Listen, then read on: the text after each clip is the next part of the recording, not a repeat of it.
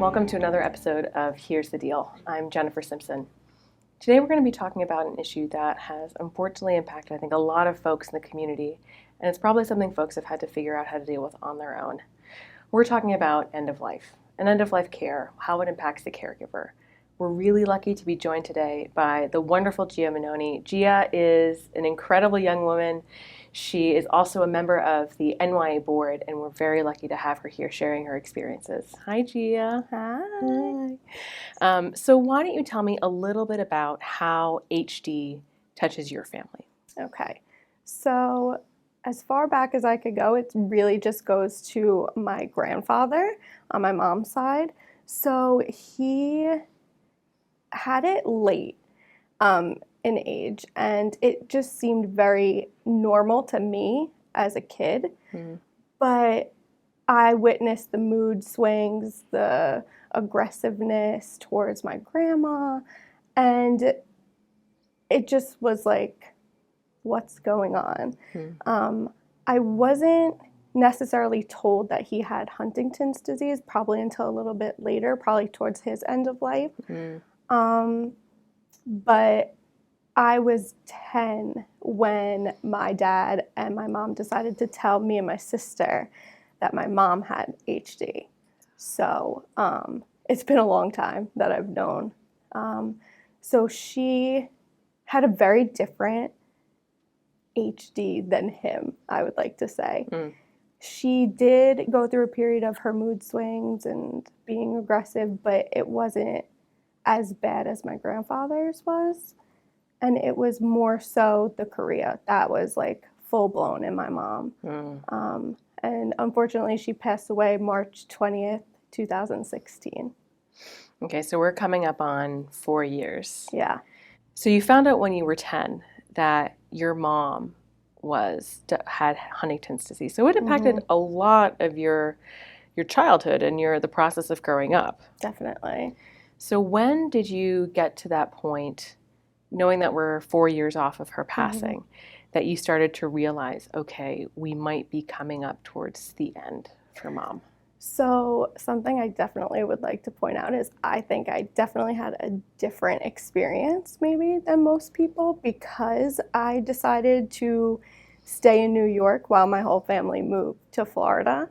So I kind of got flashes of the disease as it progressed.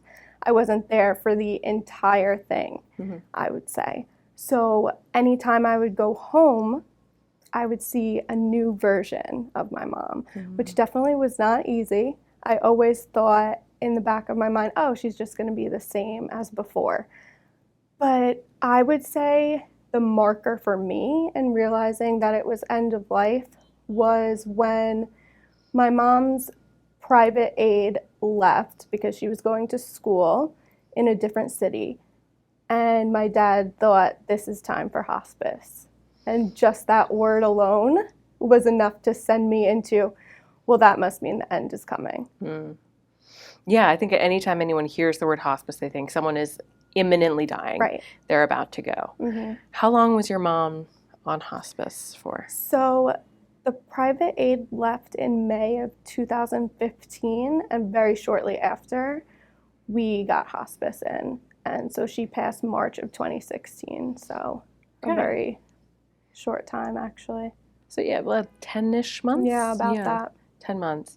I think because for some folks, hospice is this idea of like, usually you're 6 months out from passing. So they think, oh boy, you could be on hospice for a day or you could be on hospice for 3 or 4 months. But for folks with HD, a lot of times they end up being in hospice for a much longer period of time. Right. Because that sort of end of life term lasts longer than for someone going through a different disease course. Definitely. How did it impact your mom or your family when that sort of term, the hospice, came into play? I don't think my mom was so much aware at this point. I think honestly what was harder for her was that her best friend was leaving because she formed such an amazing relationship with the private aide we had. So I think once hospice came in, she was more just kind of like, these people are here to help me out. I think she was just very relaxed with the whole process. But for me and my sister, I just remember we were very defensive when we got a private aid. We had 2 private aids, one when we still lived in New York and then one when we moved to Florida. Mm-hmm. And we hated that idea. But once hospice came in, I think we hated that idea more because it was more so like, now she won't be comfortable with just one person. It's going to be a different aide either every day or every couple of days. Mm-hmm. And we didn't have help on the weekend. So it was going to be, can we get a volunteer that works well with her? Can we even get a volunteer at all? So I think for us, it was just like, this is scary, not only for us and how we feel about it, but because we want her to be in the best care that she possibly could be. Yeah, it's a big transition point. Yeah. Right, going on hospice. One, from your whatever caregiving routines you guys had figured out before, which it sounds like you guys had a really lucky and a wonderful caregiving routine with her personal aides, then having to go into this whole new dynamic where you're right, you do have different folks coming in. Yeah. It's not always going to be the same person. Sometimes it might be, you need a hospice nurse and you need them in the middle of the night. So it's sort of whoever is on call is going to come and help out. It can be tough for caregivers, especially, who I think a lot of times feel such a sense of control over what's going on with their loved one and a pride over that. Yeah. Like, I've got this under control. 100%. I'm doing this the right way. Yeah. That's definitely, I think, what we all felt at first is, even when we had the personal aides coming in, well, why do we even need you if we're doing a fine job? We know what we're doing. We know her in and out, her likes, her dislikes. We know what's going to set her off, what's going to make her calm and happy and laugh. And, it takes time for the aides to catch on, but they do catch on. And with hospice, we were really lucky to get amazing nurses. Like, even if it was every other day that they would come, they loved her. The only downside that I saw at the hospice was you get 30 minutes. They would come in, they would say, hello, how are you doing? Give her a shower and be on their way. Mm. And to someone who is caregiving every day, and you see that this organization that's meant to like really be there and support you is really just showering her, it's frustrating. Yeah, and that goes to speak in so many ways about the issues that we have set up with insurances, what people are getting approved for. And that's like a whole other series. Yeah, no, it really is. It's massive. Did you get a sense when you were making that transition as a family into this new hospice routine?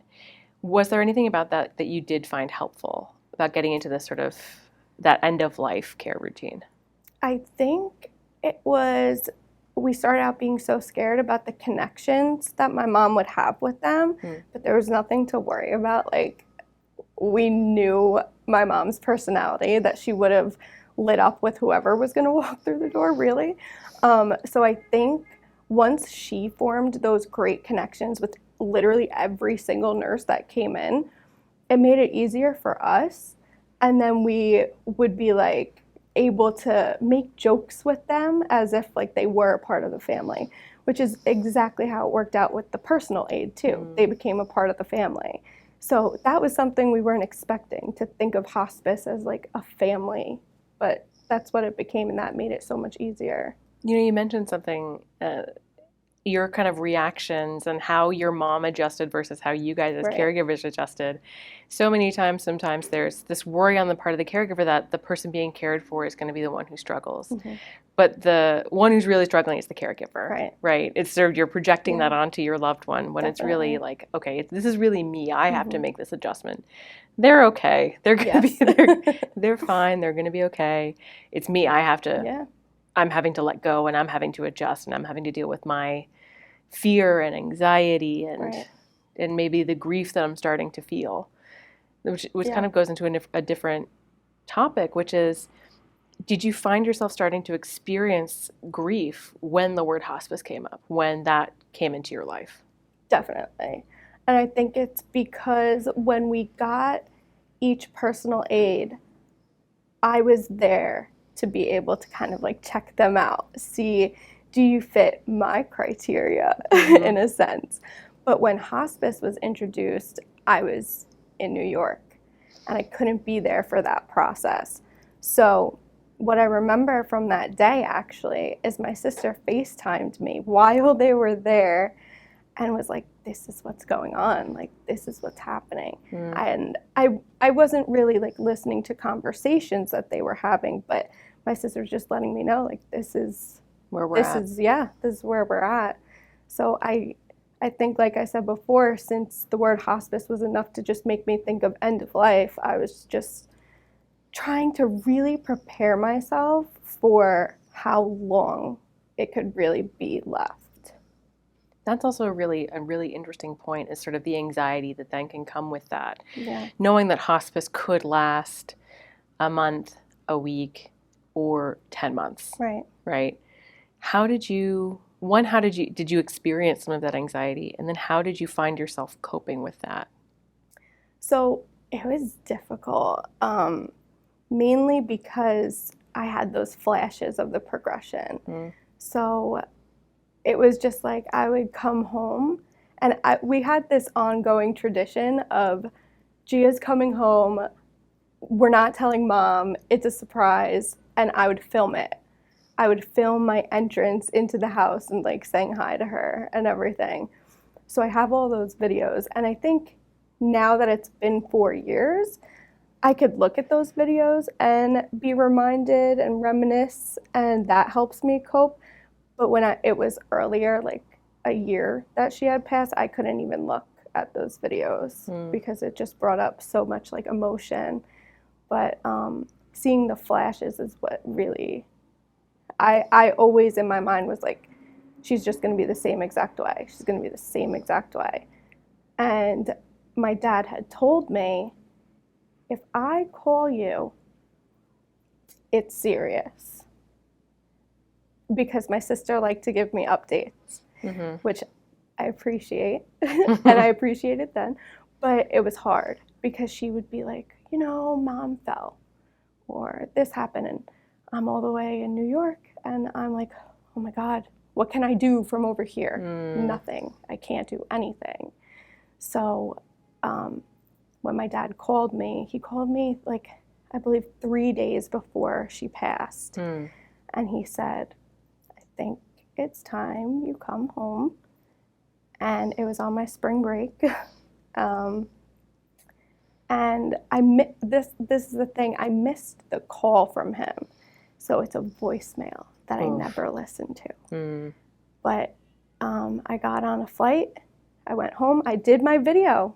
I took my video of me going in and saying hi, and that's the one video I can't ever watch, because you could see from the video prior and that video how like different her appearance is. That I think was the most mind-blowing thing for me, was her physical appearance that I still like get flashes of. Yeah, hard to kind of forget what that looks like. Definitely. And that's something I think that might be helpful for other folks to hear as well, is the challenge of just watching someone physically change as they get closer to end of life, as they get closer to that goodbye point. Do you remember what were things that you kind of noticed changing over that period? So her speech definitely was like almost completely gone. We used to joke, that's our coping mechanism, 100% was laughing, finding a joke that we could make, because she got a kick out of it. Whatever it was, even if it was like making fun of her in a sense, she lived for it. So we just laughed through everything.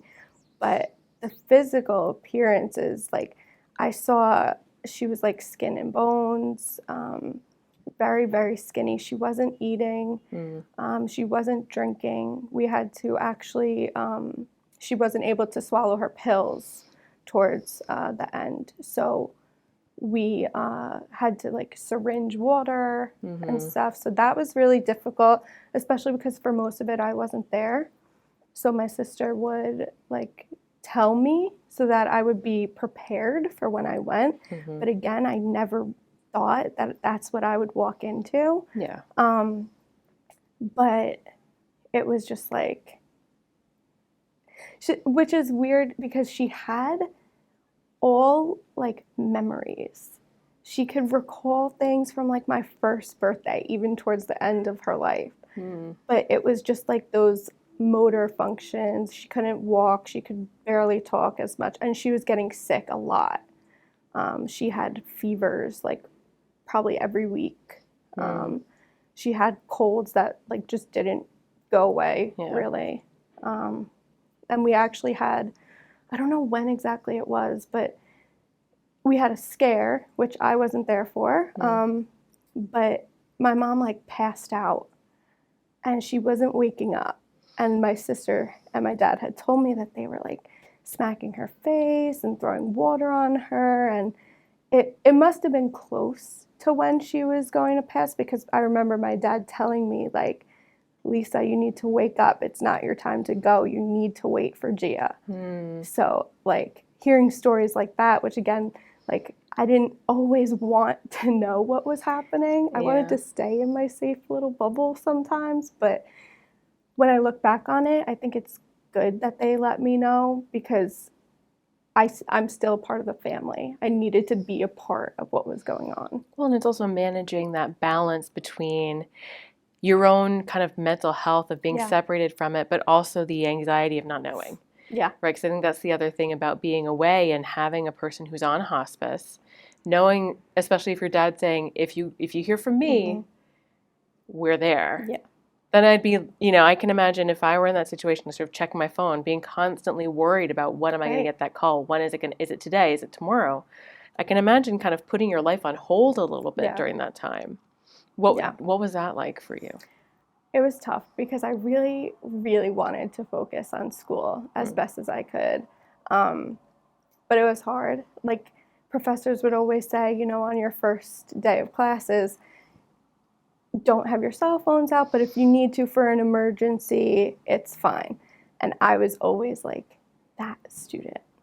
So I always had like my phone on vibrate, or just to make sure. And sometimes those calls would come from my sister or a text, and I would walk out of the classroom and not return. But for the most part, I really tried to just like set my mind to getting my schoolwork done and making sure that I had those moments with my mom on FaceTime. So like however I could get in that family time while I was still at school, I made sure I did.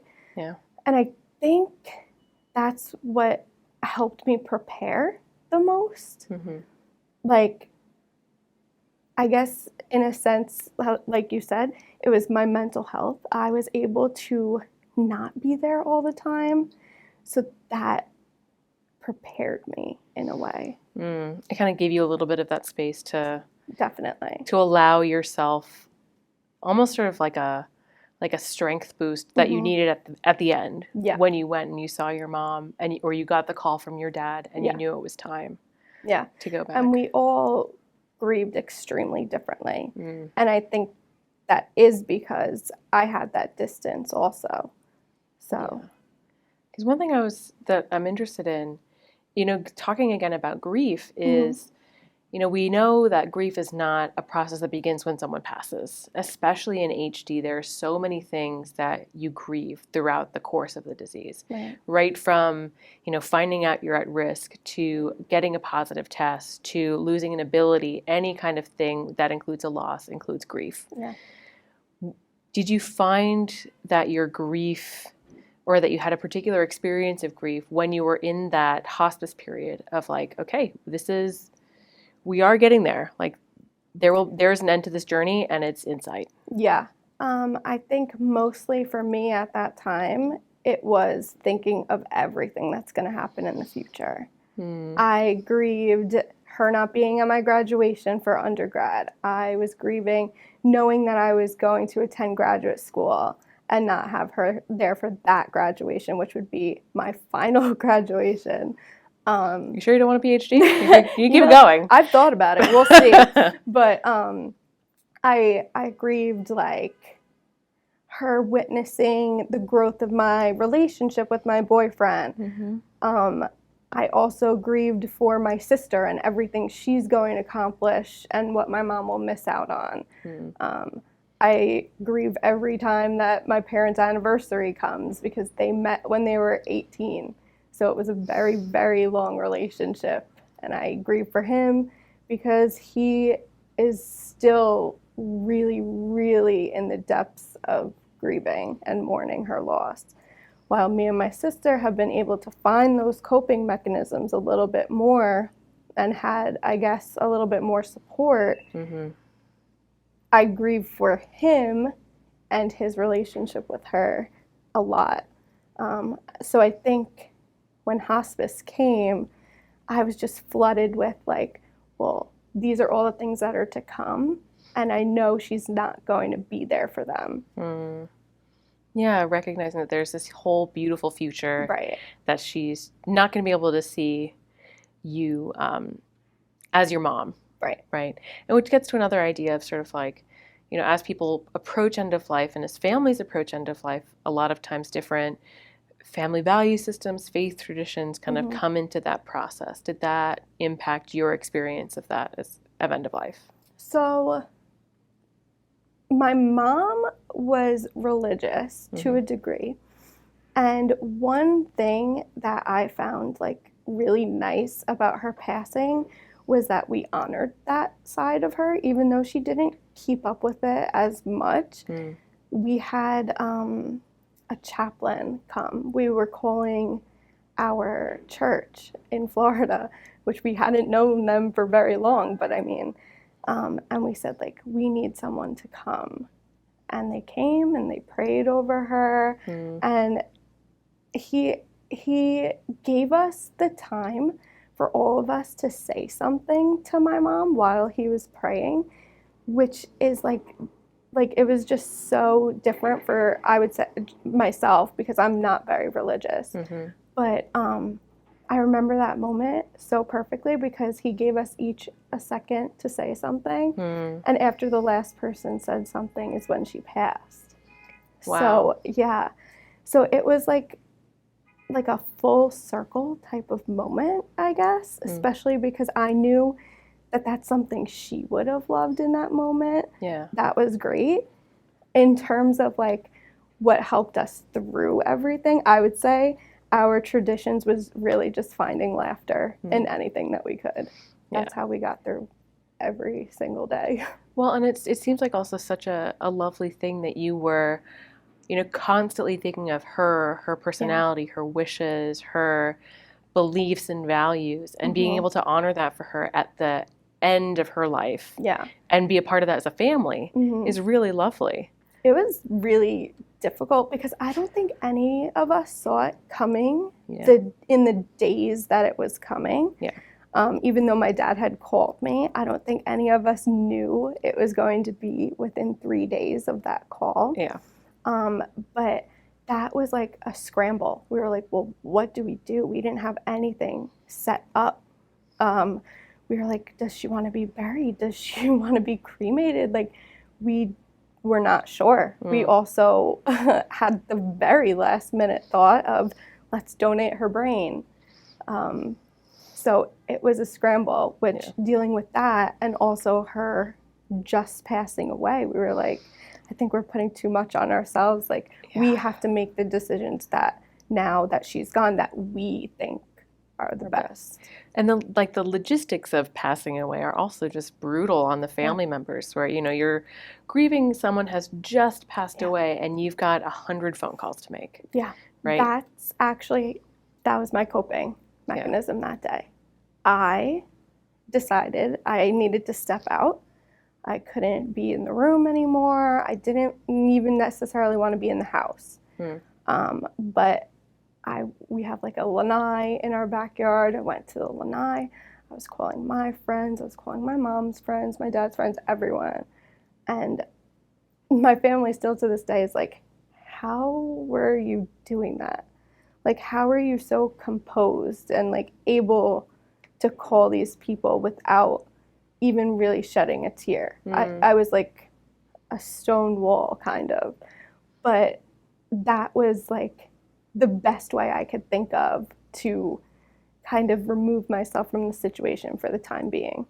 Yeah, and I think that's the other thing that sometimes folks don't realize is that those processes are so individual, right? What worked for you is unfathomable for your sibling, right? And also that it will be different for everybody. And it's even different with each passing, right? It's not going to be the same what happened for a parent versus what might happen for a grandparent or an uncle or an aunt. It's all going to be different. And to allow yourself and allow the other people in your life to have those individual experiences and to process those in their own way. Definitely. And it was interesting that you also were like, I'm going to be useful here. Like, I'm going to make this. I know. It was very useful because it was extremely stressful knowing that almost every single person that my mom touched their lives lived in New York. So we had to be making those phone calls as soon as we could, along with planning for the wake, and we did have a cremation. So it was just like, how do we plan for the time that's good for us to go through this wake and everything, but also make sure that people who want to be there can be there. So that was a lot, and I'm super grateful for everybody who did come because those tickets were very expensive. Yeah. I mean, that's the other thing that can be really hard on families is that it's not, especially if you're fractured and fragmented around the country, you kind of have to, imagine a ticket from New York to Florida day of. Right, That's exactly. That's tough. Yeah. That can be tough financially. It was. I wanted to also sort of touch on spirituality and religiosity are very different. Do you feel, do you have a sense of spirituality that has helped you through this process? 100%. Yeah. I've always kind of been spiritual, but I think now I am more because I just feel like, okay, she is going to miss out on those big milestones of my life, my sister's life, my dad's life. But I could still talk to her. I could let her know what's going on. I really do feel as if she does see what's happening. So that's another coping mechanism for me for sure. I definitely do a lot of traditions that I would say I tried to keep up with or made my own. So once my mom passed, and like I said, we did cremate her, I took some ashes to Jones Beach. And that was just like such an amazing moment for me. And I did it on her birthday, actually. So whenever her birthday comes around, I go to the beach. And her favorite drinks were always coffee coladas. Or like any version of that. So I bring a coffee colada to the beach and I put 2 straws in it because one's for me and one's for her. And it just gets me through that day. And March 20th, I try to not be so traditional, and I kind of just like to relax and take my mind off of it instead of doing something necessarily. Normally my thing for March 20th is to go to any open Friendlies and get pistachio ice cream because that's what she would have liked. But I try to keep it like minimal on the 20th because that is more of a hard-hitting day for me. Her birthday is also hard-hitting, but since I spread her ashes that day, it's just more of like a peaceful release that day. And it sounds in a way also like a reconnection day. Definitely. Right? You mentioned having a sense of spirituality can create a lasting connection with a loved one, even if they're not there physically with you, which can be a really good way to cope and to still feel that person's presence in your life, even if they're not physically here anymore. Something I also wanted to kind of touch on is how relief can play a part of this process. Oh, yeah. When you were at that point, you had gotten the call from your dad, how, if at all, did you experience relief when your mom passed? So flying to Florida, again, I was in my state of mind. She's going to be just like the last time. Everyone's lying. She's fine. So I was fine up until I walked through that door. And there was no sense of relief during those 3 days until she passed.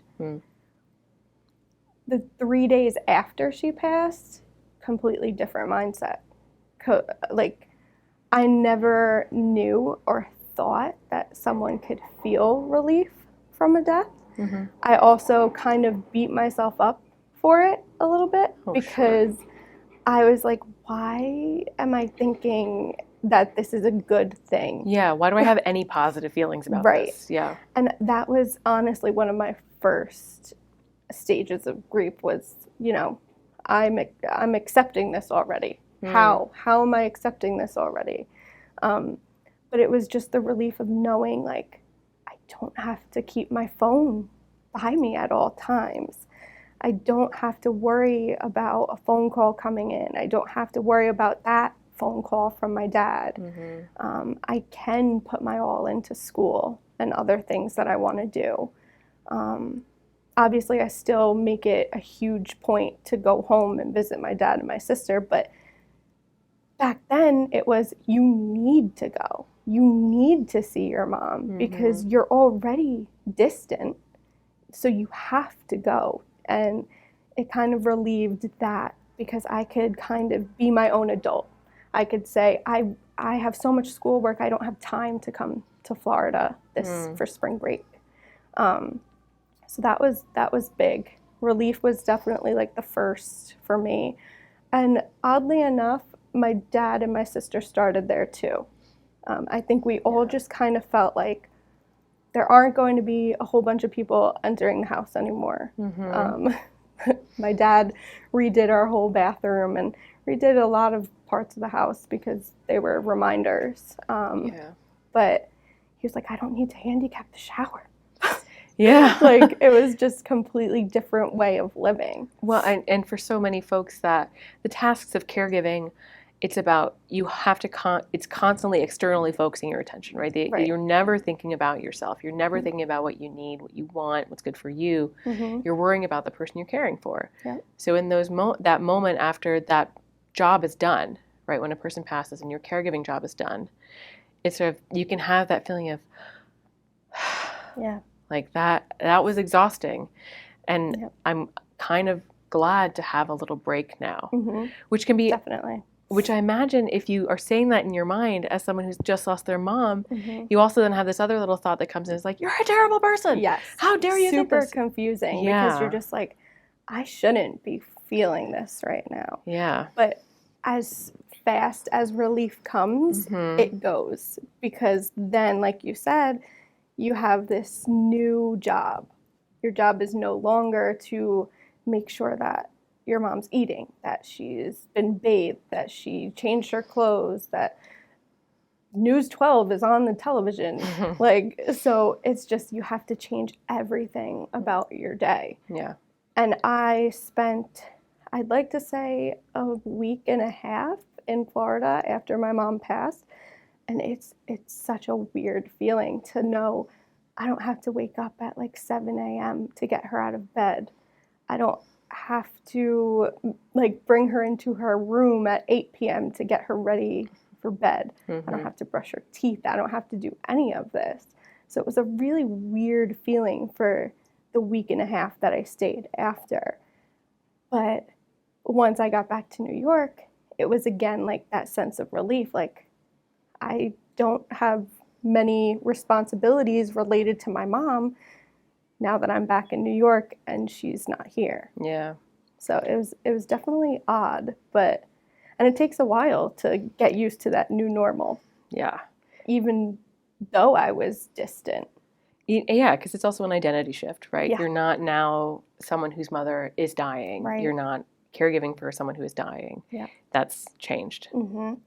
So something sort of, one last thing I wanted to ask about, knowing that you're almost 4 years out of the passing of your mom, is there anything that you have had to deal with in the last 4 years post passing that you didn't see coming? Like any part of that experience? In a way, I didn't see myself being as okay as I am. Sometimes that gets to me even still. How come you're not like really grieving hard? How come you're not, like it was your mom. Why don't you feel sad all the time? Because I think like, people think a parent passes away, you have to be down in the dumps for like years. And that's why I say I think that distance created like prep for me. Getting used to not having your mom there. Yeah. Because also, like you said, like I kind of had to be independent on my own in New York. And, then without her there, it was kind of just like when I'm in New York, things could go as normal. This is what I'm used to. When I go to Florida, sometimes it's a little different. It depends. But it's just been a struggle with myself. Like, should you be more upset? Should you, like, are you too accepting of this? Yeah, you're shitting yourself. Yeah. Yeah, which can be really, really detrimental to your own mental health, because you put yourself in this place where you're rethinking and rethinking all of your choices, all of your feelings, and invalidating them in the process.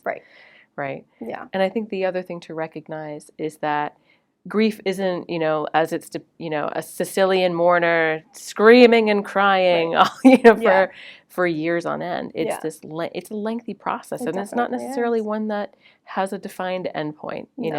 4 years out, are you still grieving for your mom? Yes. Yeah. What I was going to say is that I have just entered and already exited, but from being angry. I never felt angry during these 4 years, but I was at my apartment and I was just like watching videos and I was just mad.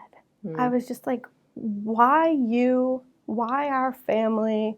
Like, couldn't this like just not happen? Yeah.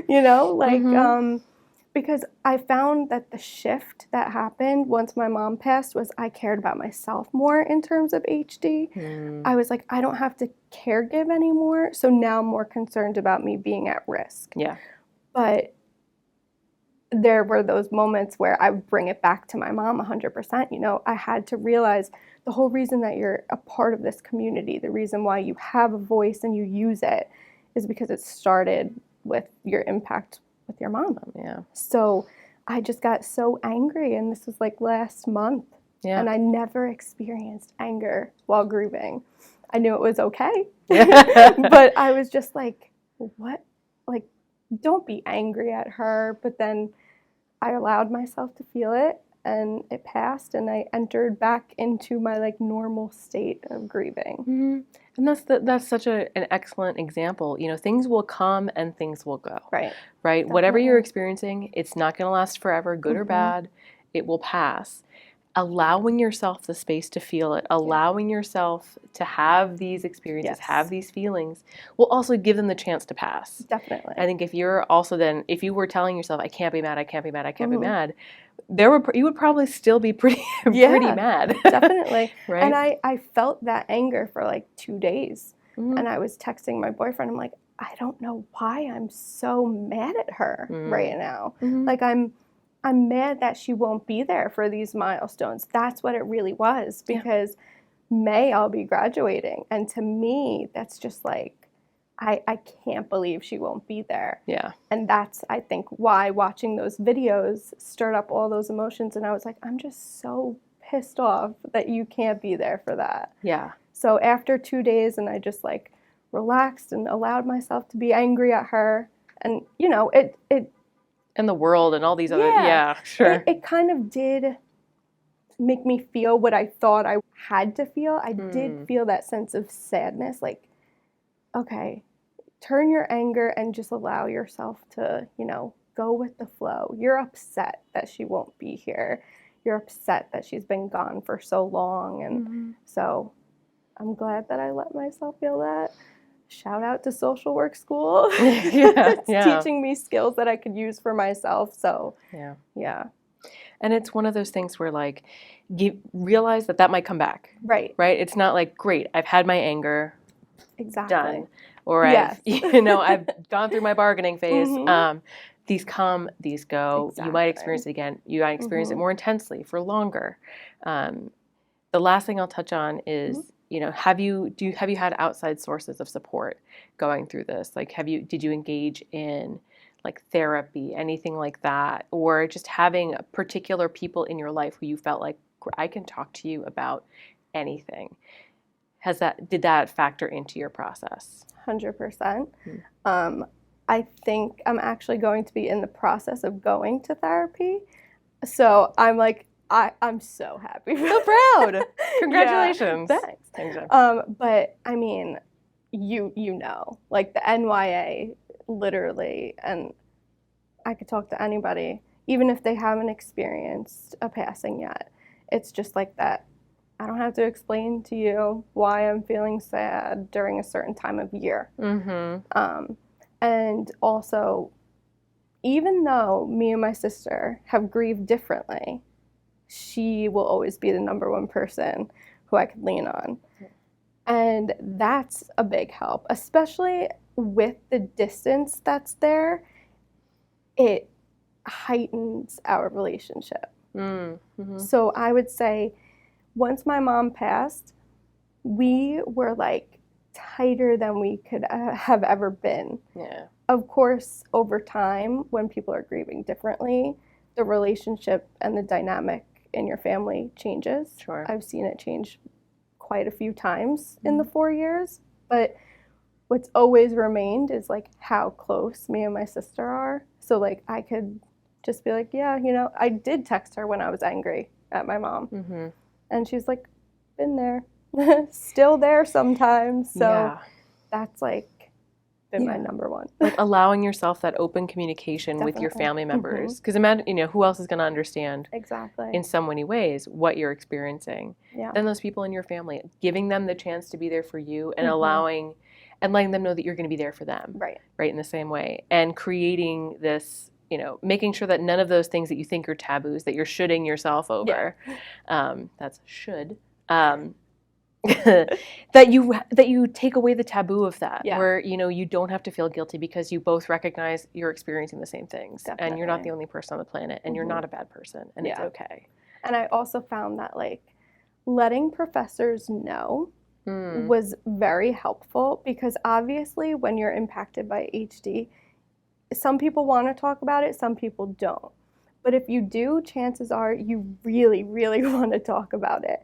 So I would write papers on it, and that was like a way of releasing. And then getting feedback from professors on those papers where they're like, I had one professor comment on a paper and just be like, this is all thanks to Mom. And it was just like so sweet that someone's recognizing why I'm in this program is because of what I've experienced. So I think like the school has helped. People that I've met through the school also who have lost parents to various diseases or events like 9/11. It's just forming connections with other people who might not have had HD in their life, but know what it's like to grieve and how that process is different. Yeah. It's just, that's what's helped also. Especially as a young person, where there might not necessarily be a lot of other 18, 19, 20-year-olds who've lost a parent. Right. So finding those connections, creating that community is so important. Yeah. Well, Gia, thank you so much for talking with me today. I really appreciate it. It's obviously not always the easiest thing to talk about, but it's so important to have these discussions about what it's like to go through end of life with someone with HD. Yeah. And that's the deal on end of life caregiving. Thanks.